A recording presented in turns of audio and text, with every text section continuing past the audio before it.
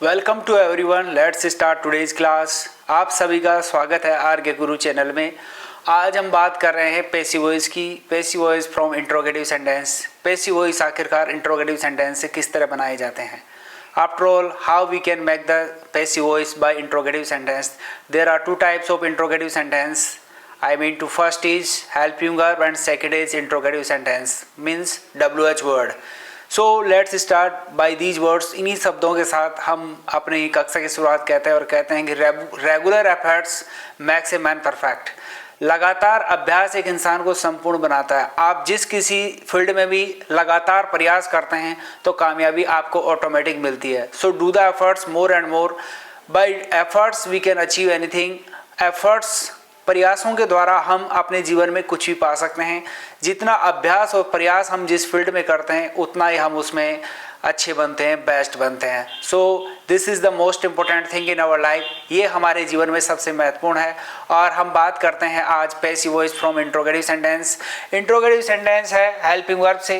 पहला हम है तो अब तक हमने बात की थी passive voice from simple sentence, passive voice from negative sentence, and आज हमने बात की है passive voice from interrogative sentence.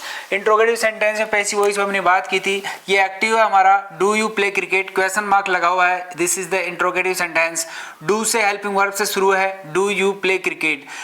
अब इंट्रोगेटिव सेंटेंस ये कैसे है, आप इसे कैसे पहचानेंगे. इसमें पहले तो हेल्पिंग वर्ब है और दूसरी बात है क्वेश्चन मार्क लगा हुआ है. तो क्वेश्चन मार्क जहाँ पर लगा हुआ है वो इंट्रोगेटिव सेंटेंस होता है. तो डू यू प्ले क्रिकेट, तो डू इजारम, डू डज और फर्स्ट वर्ब की सहायक क्रिया जो डू डज और इजारम, डू डज और फर्स्ट वर्ब जो होती है उसका पैसिव वॉइस हम इज एम आर से बनाते हैं. किससे बनाते हैं?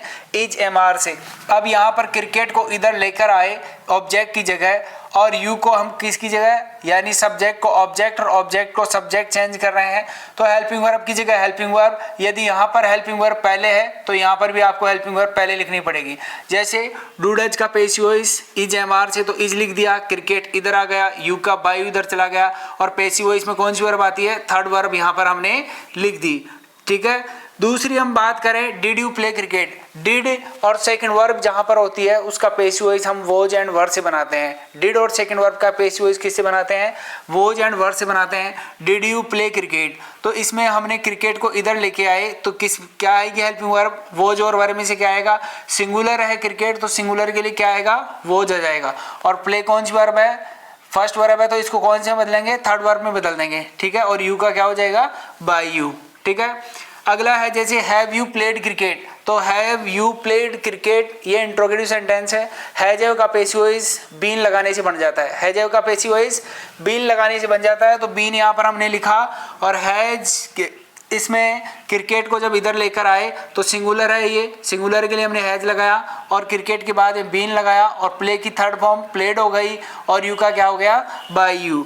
अगला है जैसे इजारम वाली जिसको पांचवी वर्ब आप कह सकते हो. Are you playing cricket, are you playing cricket, तो क्रिकेट को इधर लेके आए, सिंगुलर है क्रिकेट तो इजारम में इजारम आता है. इजारम वाले पैसिव वॉइस में इजारम तो आता ही है, साथ में अपने को बीइंग जोड़ना पड़ता है. क्या जोड़ना पड़ता है? बीइंग जोड़ना पड़ता है. तो हमने क्या लिखा? Is cricket being played by you. अगला हमने बात की are you to play cricket, तो इजारम के साथ जो टू वाला आता है उसका पैसिव वॉइस किस तरह बनता है? टू के साथ केवल बी जोड़ना होता है. टू के साथ केवल क्या जोड़ना पड़ता है? बी जोड़ना पड़ता है. तो जैसे are you to play cricket, तो cricket is cricket to be played by you.